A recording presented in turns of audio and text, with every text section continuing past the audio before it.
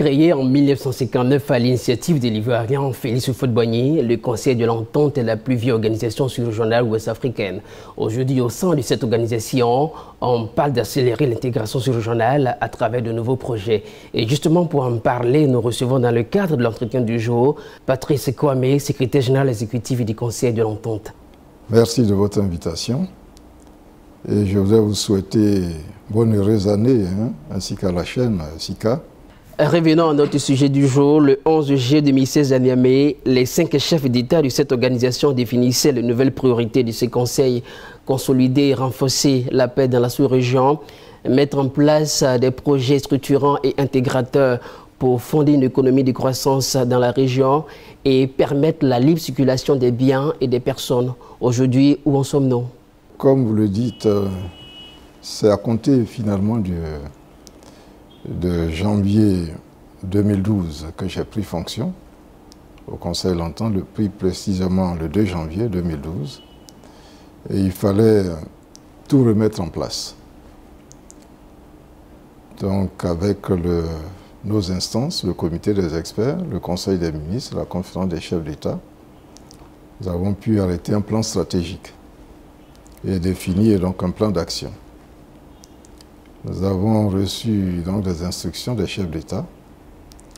Le Conseil de l'Entente est dédié à la paix. C'est comme ça que les pères fondateurs l'ont conçu. C'est une organisation dédiée à la paix.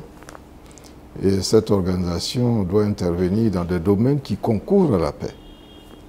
Ces domaines, c'est la coopération politique, la coopération en matière de sécurité, la coopération au développement, la coopération culturelle.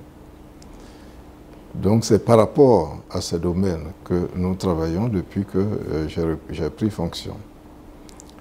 Et il y a eu des avancées en matière de coopération politique. Je ne vais pas vous donner tous les exemples. Si je prends quelques cas, en matière de coopération politique, le Conseil de l'Entente a eu à suivre toutes les élections qui se sont déroulées dans son espace en 2016 et en 2017. Donc toutes les élections, nous les avons suivies.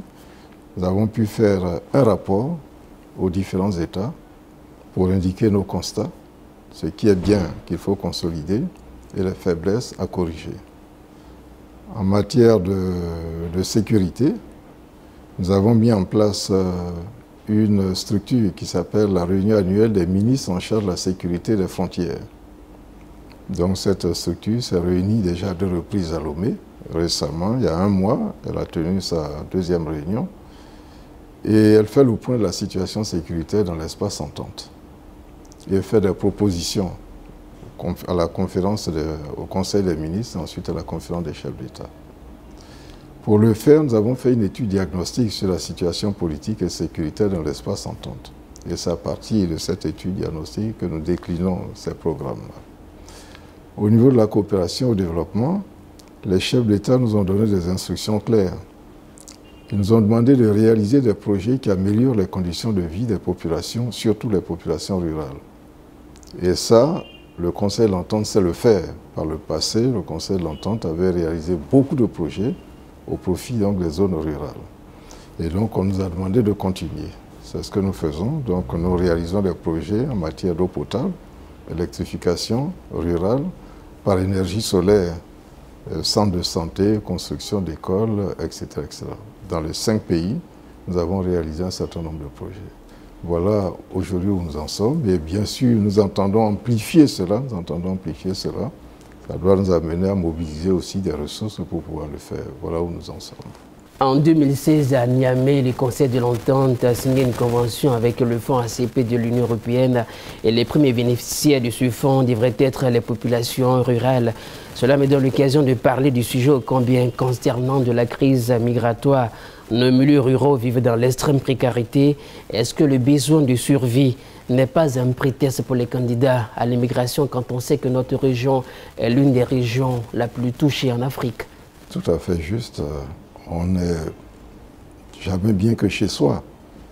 Donc si nous avons des compatriotes qui prennent la décision d'aller ailleurs, c'est parce qu'effectivement, ils ne se sentent pas tout à fait à l'aise chez eux. Et il s'agit d'éléments jeunes. Nous sommes tous conscients aussi bien les États que les institutions sous-régionales, nous sommes tous conscients.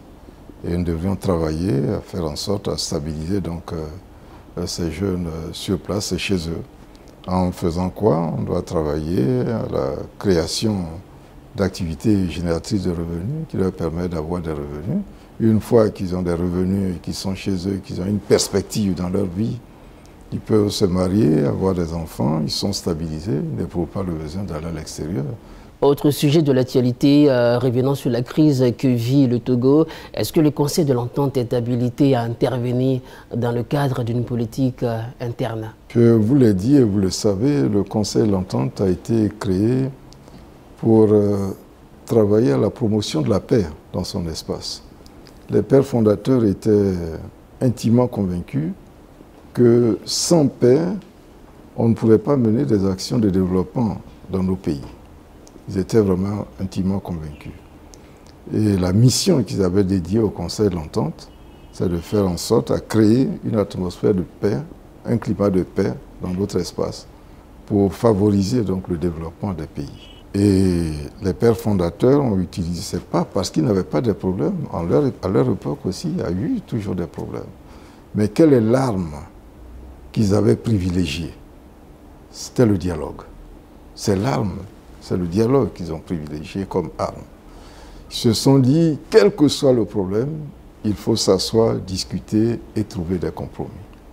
Et vous pensez qu'il y aura une issue dans les mois, dans les jours à venir?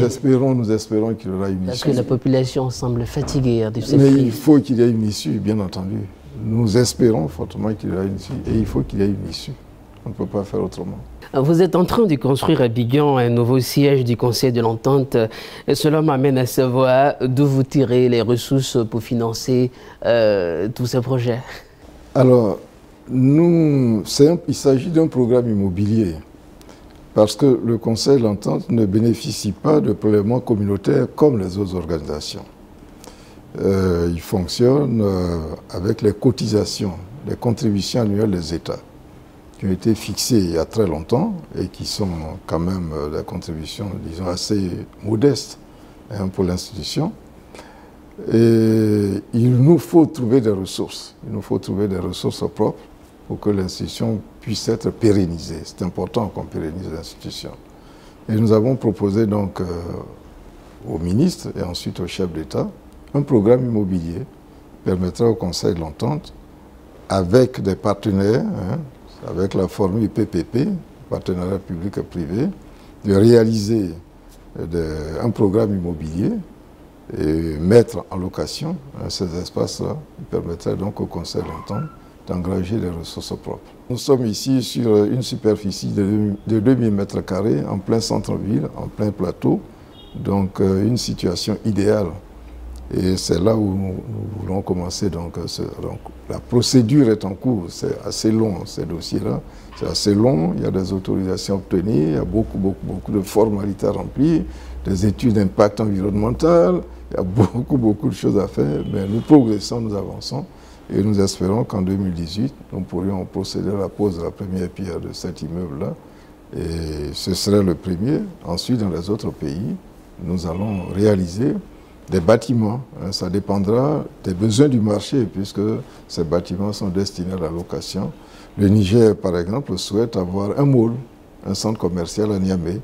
Et déjà, il y a un terrain de 4 hectares qui a été attribué au projet. Donc, nous y travaillons.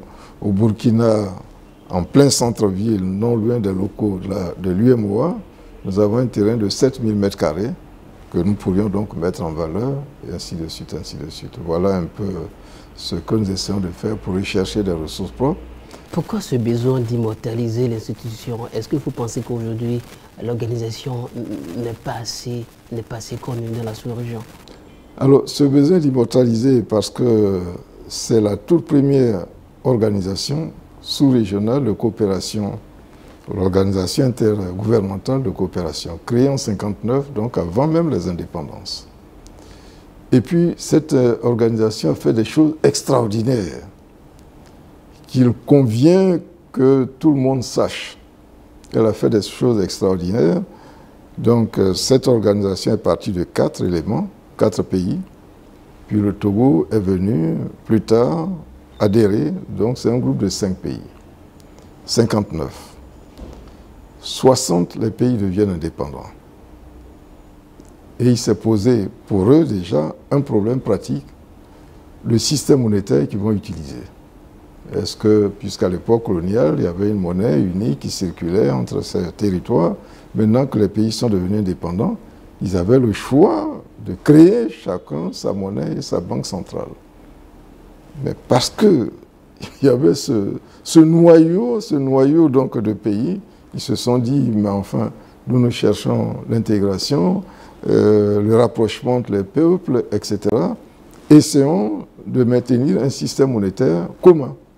Bien sûr, avant c'était le système colonial, maintenant nous allons signer un traité entre nous et avoir la même monnaie, une monnaie commune, une banque centrale commune, chargée d'émettre cette monnaie. Et c'est ainsi que le Conseil d'entente a créé, je dis bien a créé, l'Union monétaire ouest-africaine. Donc il y a les 5 pays, plus le Sénégal, plus la Mauritanie, ils étaient 7 à le faire dès 62, dès mai 62. Ça, c'est une création du Conseil d'entente, vous voyez, jusqu'à la CEDEAO en 75. Même l'OUA en 63, quand les chefs d'État se sont réunis à 10 pour créer l'OUA en 1963, il n'y avait que les pays membres du Conseil d'entente qui avaient l'expérience pratique d'une organisation sous-régionale fonctionnant avec un secrétariat, avec la documentation, avec des statuts. Il n'y avait que ça. Et donc, forcément, c'est sur le modèle des statuts du Conseil d'entente que les premiers statuts de l'OUA avaient été rédigés à Addis Abeba. Mais je voudrais savoir, si ce n'est un secret de Polichinelle, à combien s'élève le montant alloué par les États annuellement? Est-ce qu'en d'autres termes, est-ce que vous avez les moyens pour atteindre vos objectifs? On va y arriver. Nous pensons pouvoir y arriver. Les États font beaucoup d'efforts, ils nous aident. Les États soutiennent absolument cette institution.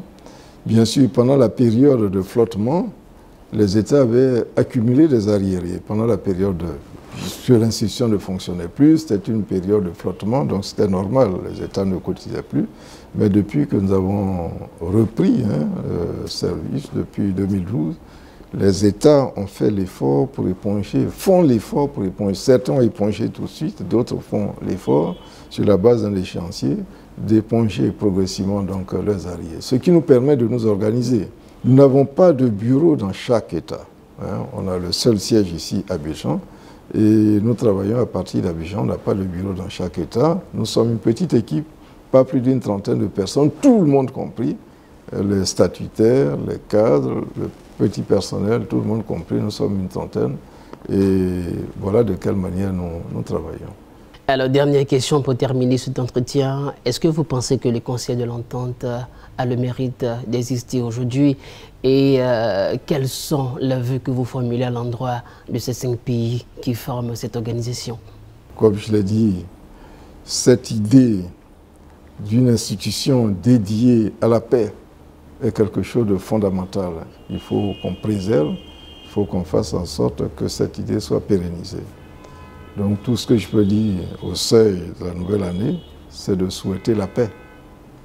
De souhaiter la paix à nos pays, la paix à nos populations. Faire en sorte que nos populations puissent vivre avec sérénité, que nos économies puissent se développer, que les jeunes ne soient pas pour créer des emplois, et insérer les jeunes pour qu'ils restent ici et contribuent à la construction donc, de nos pays. Voilà ce que je peux formuler comme vœu au sein de la nouvelle année et aussi mes meilleurs vœux pour SICA et tous mes remerciements aussi pour son invitation. On ne peut espérer mieux que pour celui qui dirige le Conseil de l'entente, une organisation sous-régionale ouest-africaine qui regroupe le Bénin, le Niger, le Burkina Faso, le Togo et la Côte d'Ivoire. Patrice Kwame était l'invité dans le cadre de l'entretien du jour sur SICA TV. Merci d'avoir répondu à notre invitation et passez d'agréables moments en compagnie des programmes de SICA TV.